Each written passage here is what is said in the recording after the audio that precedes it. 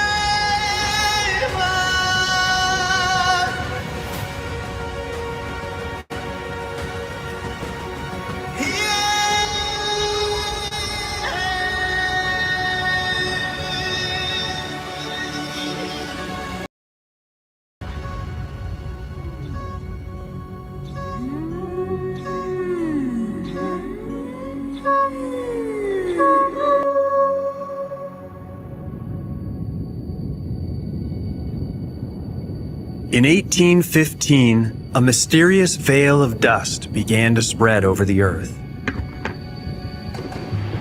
It was a remote East Asian volcano, Mount Tambora. It was the largest eruption in modern history, spewing out 80 cubic kilometers of debris and taking 100,000 lives. But even this was just a fraction of what Earth is capable of. Supervolcanoes, like the ancient eruption of Mount Toba in Indonesia, can unleash 50 times the power and 30 times the amount of debris.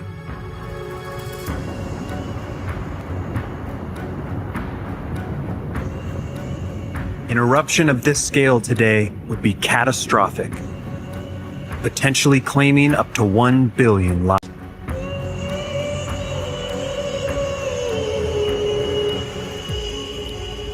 There are about 20 active supervolcanoes on Earth today, sleeping beasts that present an even greater threat than asteroid strikes. Instead of waiting for them to explode, what if we could steal their energy and use it for ourselves? One NASA engineer has a proposal for exactly that.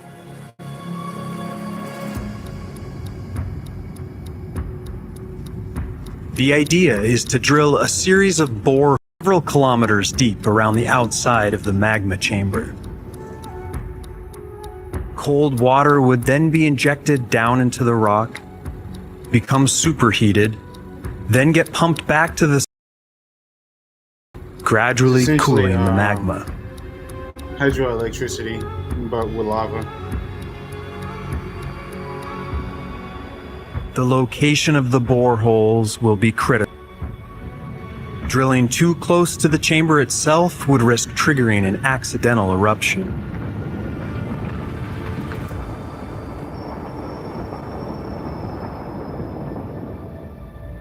But if done right, the superheated water removed would provide a continuous source of renewable energy. And over tens of thousands of years, removed may eventually be enough to cool the chamber completely.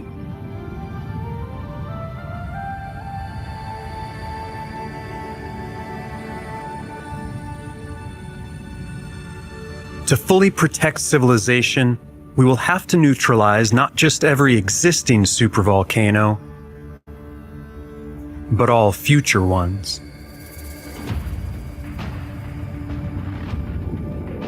Magma plumes from Earth's continually bubbling to the surface. These plumes will continue to trigger supervolcanic eruptions often as every 50,000 years. Learning to harness these forces could mean the difference between catastrophic collapse and the long-term survival of humanity.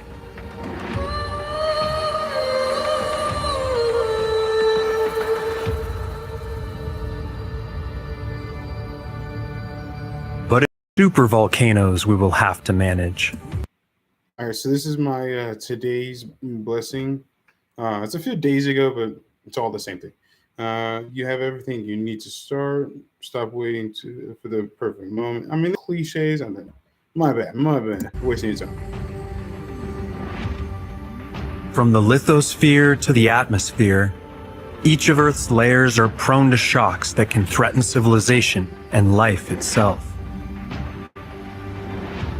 Our job is to protect and manage these layers with the power of technology, to build a safer, more livable planet where life and humans can thrive together for millions of years. And creating a safer planet starts with creating a safer climate.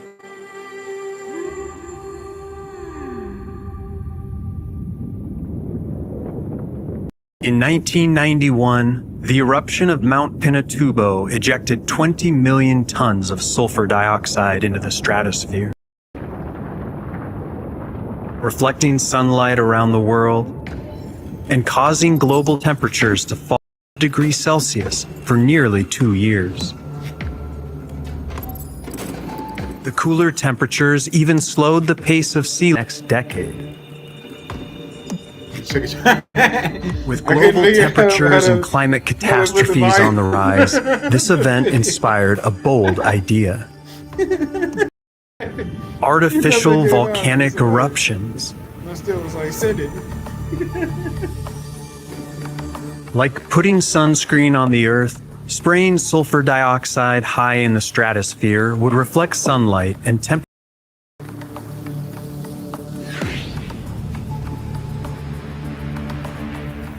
A single ounce of sulfur dioxide in the stratosphere can offset the warming effects of several tons of carbon dioxide for a year. Dusting the sky would have an immediate effect. It's time to decarbonize the global economy. But there's a catch. The exact effects may be unpredictable and uneven. Weather patterns could become erratic and threaten food supplies. With so much at stake, the fight for control over Earth's climate could even escalate into armed conflict.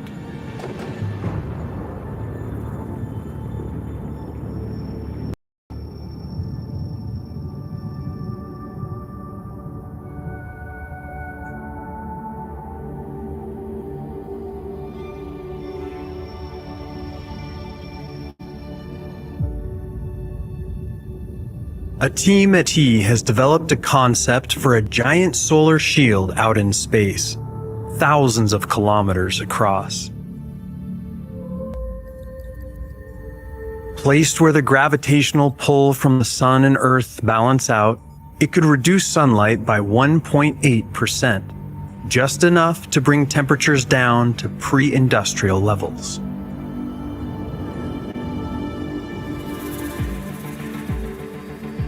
The shield would be made of silicon bubbles, inflating out in space and deflating if the solution needed to be reversed.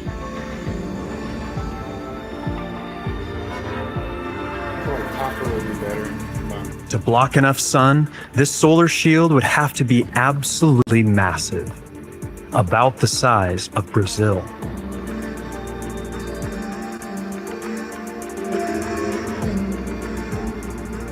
Others have proposed systems of space mirrors to precisely redirect sunlight, which could be used to increase solar radiation drop too low in the future.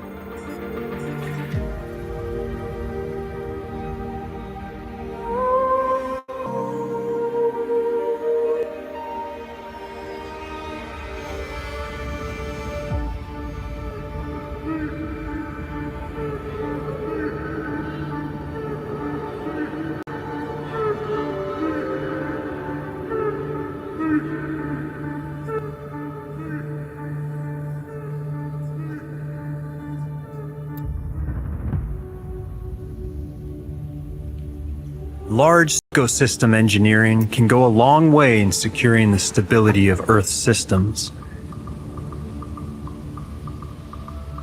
In 2007, the United Nations launched the Great Green Wall Initiative, a huge effort to plant a 5,000-mile belt of trees across the entire African continent.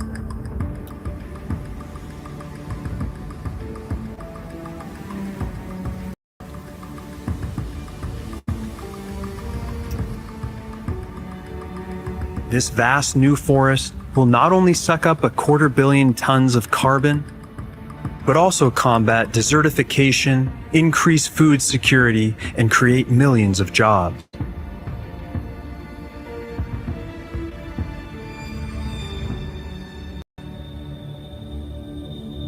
Managing our planet effectively will require forging deep alliances with the biosphere. That includes preservation of natural carbon sinks like the Amazon rainforest, which are a critical ecological counterweight to human activity.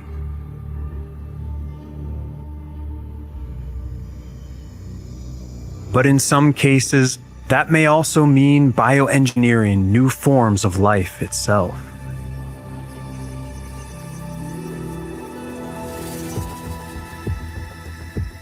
Machinery of photosynthesis, scientists have recently created plants that grow up to 40% larger than their natural counterparts, hinting at a future of radically enriched crops and plant life. They have also begun to engineer algae that convert sunlight into clean-burning hydrogen fuel, and microbes that have been reprogrammed to generate electricity from mud and wastewater.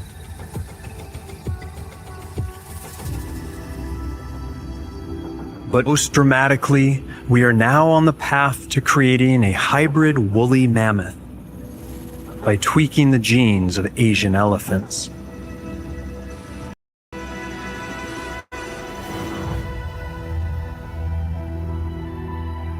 These creatures could be reintroduced to the Arctic, where they would help keep the permafrost frozen and prevent billions of tons of CO2 from leaking into the air. A couple of videos ago, or streams, I forget by now, they were talking about bringing back, it was Mr. Beast's video. Genetic engineering could become our most potent tool for managing the planet, maintaining ecological balance and making the sphere more diverse and resilient.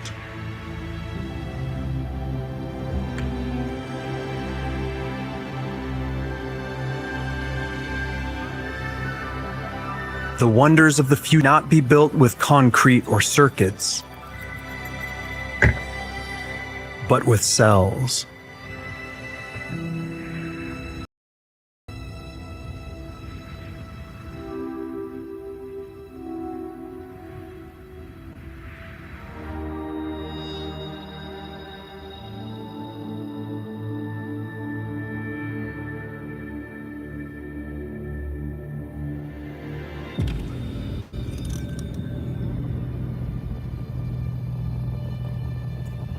These are mechanical trees.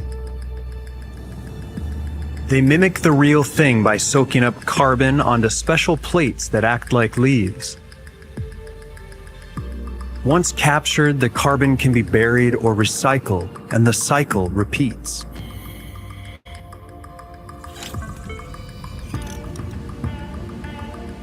A single one of these machines can sequester as much carbon as 1,000 living trees. Vast forests of artificial trees could be deployed in inhospitable regions. And with 100 million, our entire carbon emissions.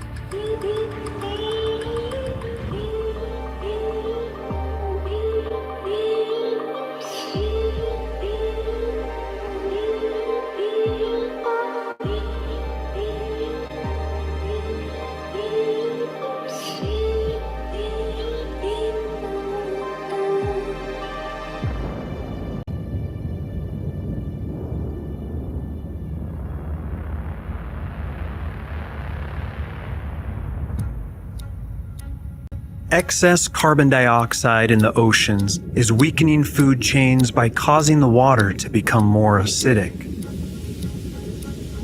Pulverizing a part of barren seabed would allow rock particles to soak up the excess CO2 and restore balance to the waters. A single nuclear bomb placed 5 kilometers could shatter enough rock to sequester 30 years of carbon emissions. Really?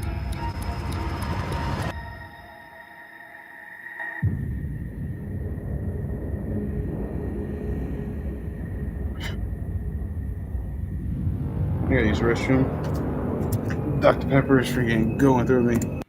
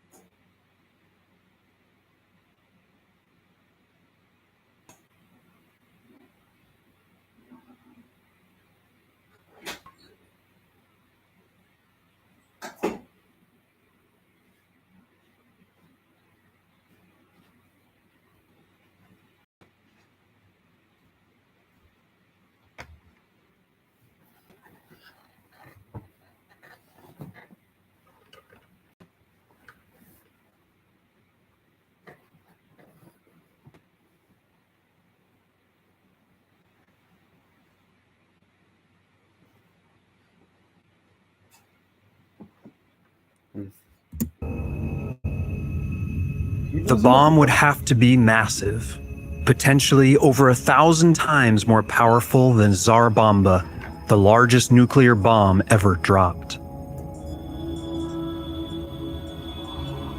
But the deep sea water pressure would contain the blast and minimize fallout.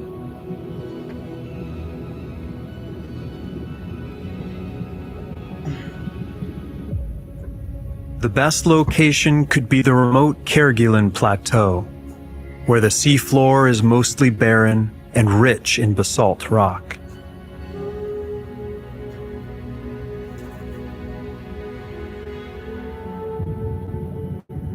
This is geoengineering at its most extreme and most dangerous. But preserving the oceans and millions of human lives makes even the most extreme ideas worth considering.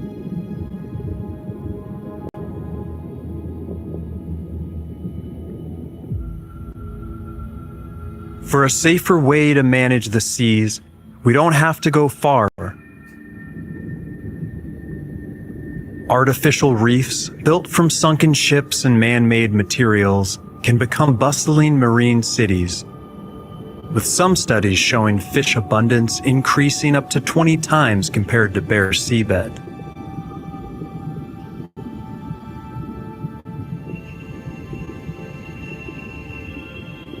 Widespread artificial reefs could boost the ocean's natural carbon drawdown by offering habitats for trillions of corals, shellfish, and seaweeds that capture carbon during their growth.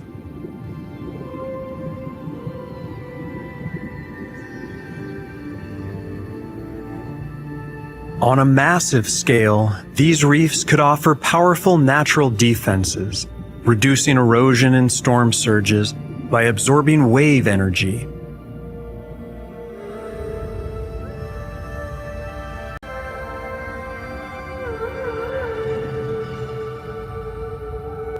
But managing our planet's hydrosphere is about more than protecting our oceans. It means preserving the glaciers and ice sheets that cool the world.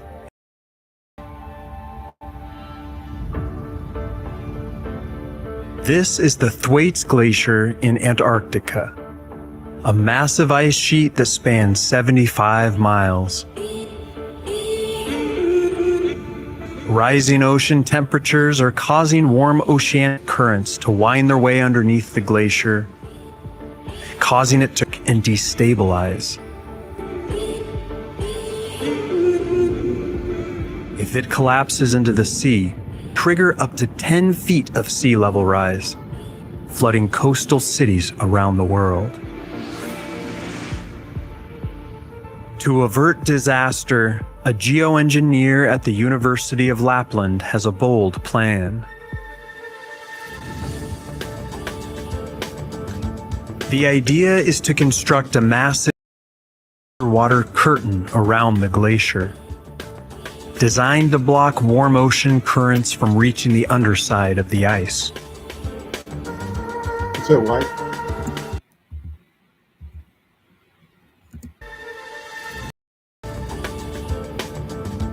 The idea is to construct a massive 100-kilometer long underwater around the glacier, designed to block warm ocean currents from reaching the underside of the ice.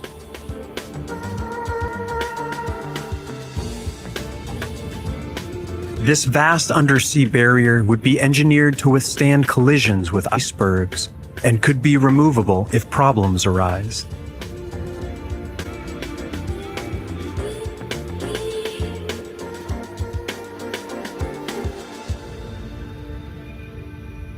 At the opposite pole of the planet, ambitious proposals are being made to stop the loss of Arctic sea ice.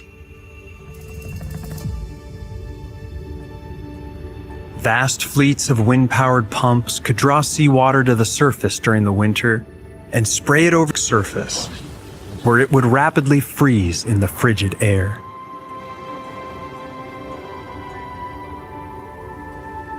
An American architect has recently designed a polar umbrella, which would float in Arctic seas using solar power to harvest seawater and create.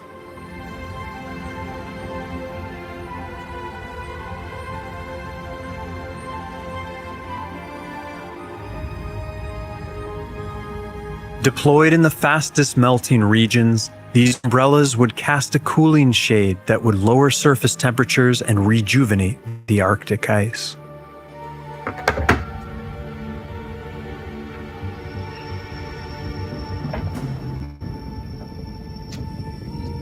But most grand solutions have a common problem.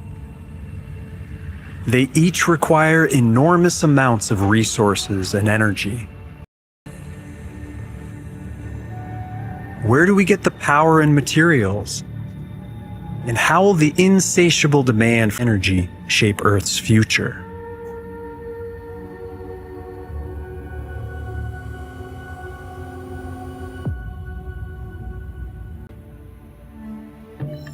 For the last 2 centuries, our energy use has been growing exponentially, surging over 7,000% and fueling a 100-fold increase in global economic output. Continuing this level of growth will eventually require generating hundreds of trillions of additional watt-hours every single day. But thanks to revolutions in solar power, covering just 0.3% of the Earth's surface in solar panels would be enough to power all of civilization. And the frontier of our solar-powered future will be one of the least livable regions of the planet: deserts.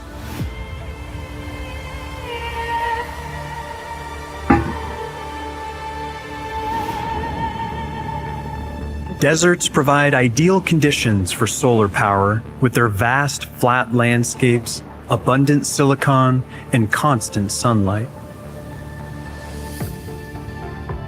There are now proposals for massive-scale solar farms capable of generating 4 times our current global energy usage.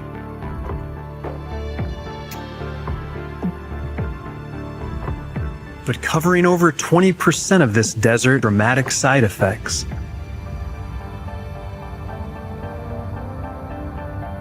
The increased heat absorbed by the dark solar panels could global weather patterns and cause a spike in temperatures, especially at the poles.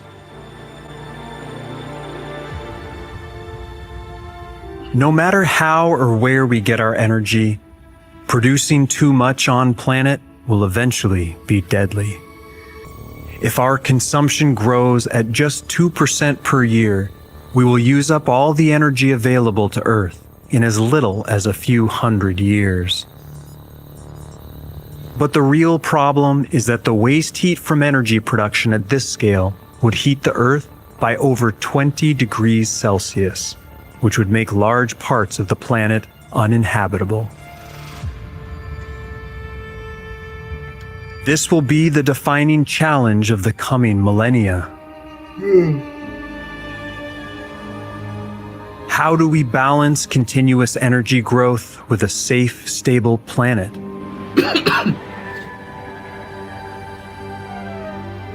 Thank you.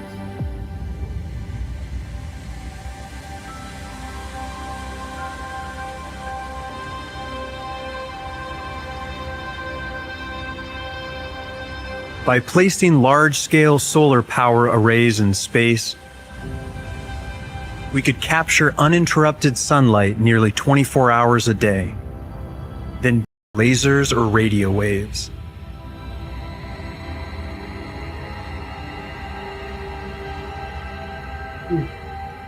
Orbital power systems would shed their excess heat into the cold expanse of space, instead of heating up our atmosphere. China is now planning a 1-kilometer wide solar array with the long-term goal of beaming gigawatt levels of clean electricity down from orbit. And a team from Oxford is planning an even bigger station, 1.7 kilometers across, called Cassiopeia, designed to be built in orbit.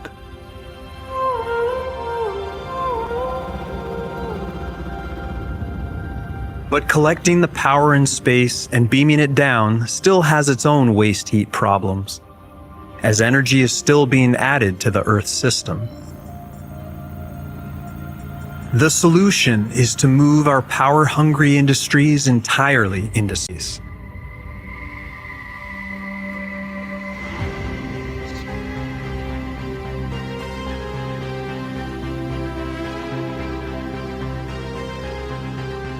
This way, the energy can be collected, spent, and radiated completely outside of Earth's fragile system.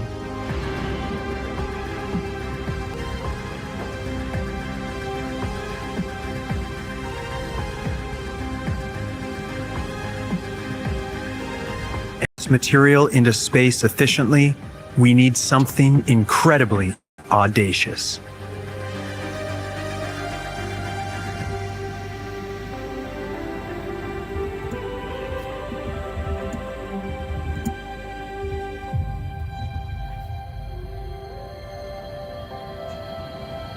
Like a highway to the sky, elevator would open safe and easy passage to the next technological frontier,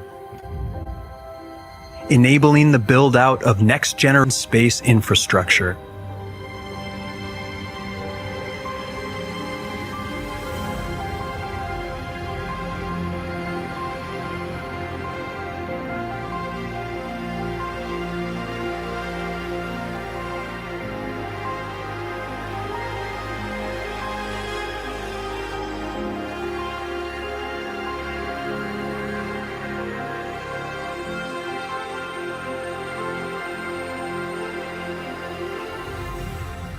To build it, a cable over 36,000 kilometers long would be lowered from a counterweight out in space, then anchored to a port station on the equator. A space station could then be positioned at geostationary orbit, at the point where the gravitational and centrifugal forces balance out.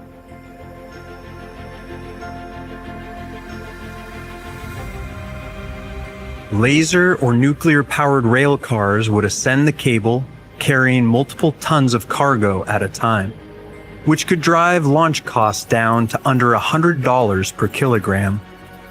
50 times cheaper than today. Massive elevators make me sick. I just keep looking up, but I mean... This could accelerate the mass production of solar power arrays, orbital data centers, research stations, and spaceports, laying the foundation for a new orbital frontier.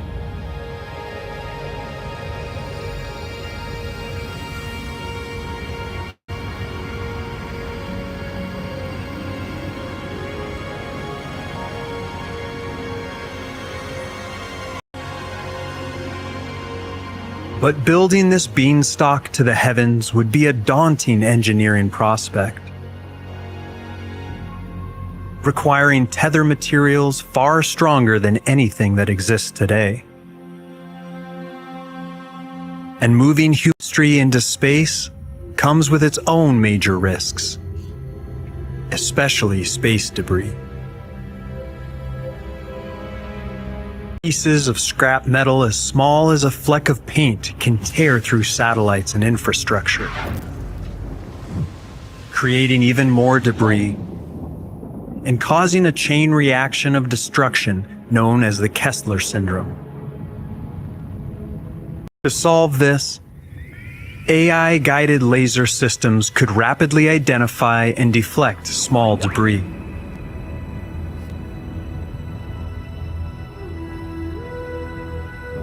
While larger pieces could be safely captured and deorbited.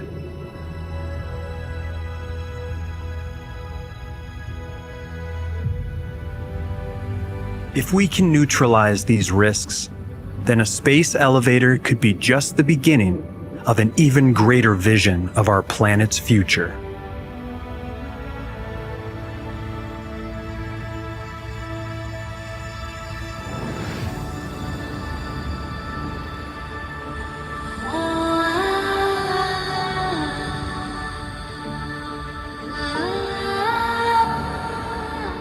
This is the crown jewel of space infrastructure. The orbital ring. This superstructure could become the backbone of our future civilization, a hub for everything from energy and transportation to climate management and tourism.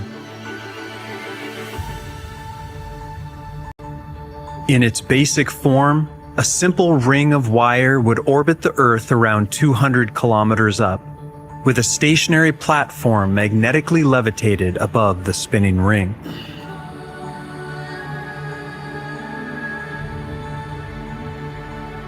It could be built as a free-floating structure, or be tethered to the Earth at multiple points.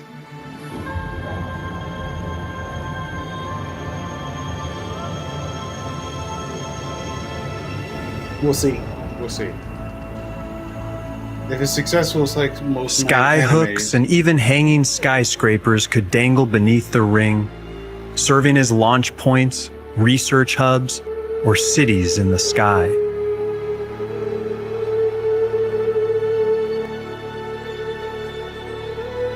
Essentially, we have Saturn's ring, but rotating the inner side independently would generate gravity through centrifugal force, making it habitable and offering spectacular views.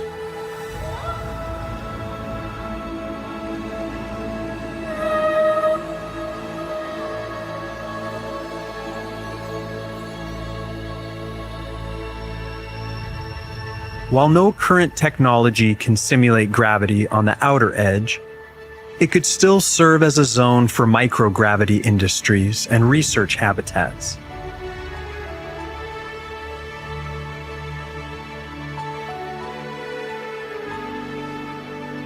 An intricate network of rings could be built at different inclinations, offering rapid point-to-point travel anywhere on the planet.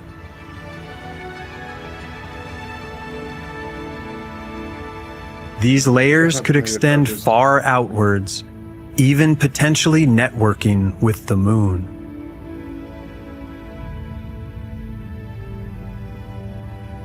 But the sheer size of orbital rings would pose their own dangers.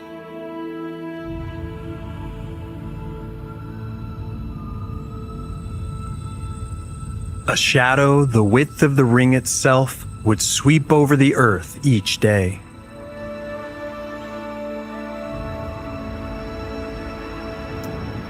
For narrow rings, this would have little impact on ecosystems below.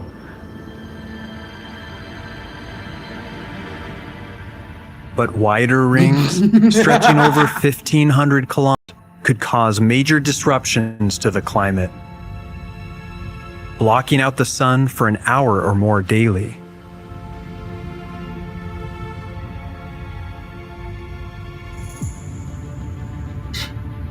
Building one would be a towering engineering feat, as the ring would require tens of billions of tons of raw materials and constant active computer control to prevent collapse. Yeah. To avoid impacting the Earth, the resources could be mined from asteroids.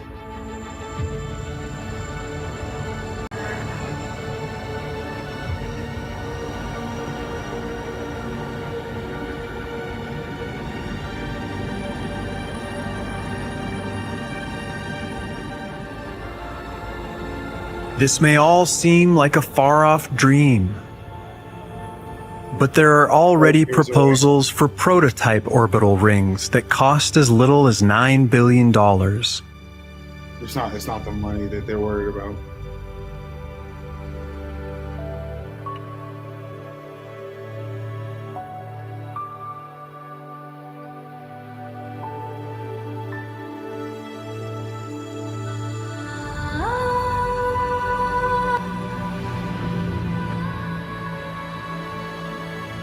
People and heavy cargo could be transported along the ring networks to anywhere on Earth in only a few hours. Vast orbital cities and arable land could circle the planet and serve as new human frontiers.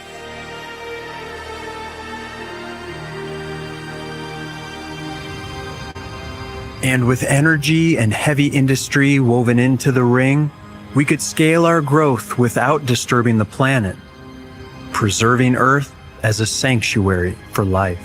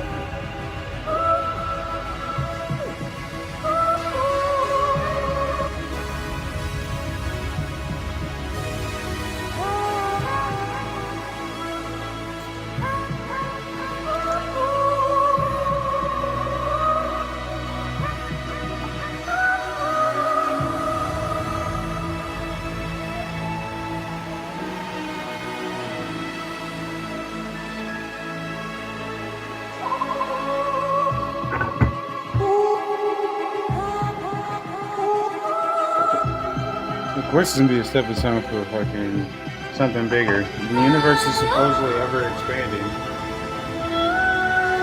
We'll talk about taxes.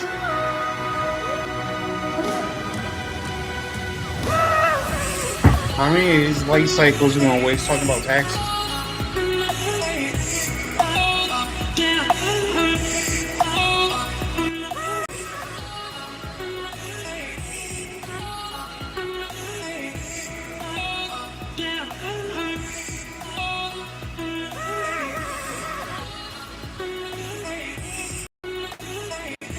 I liked it.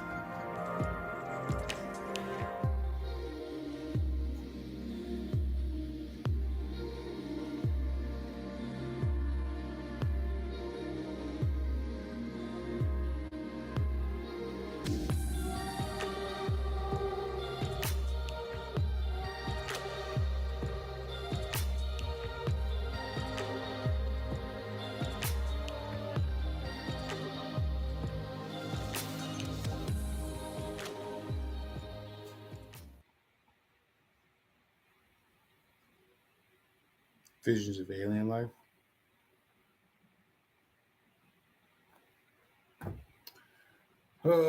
Screw it. Run it.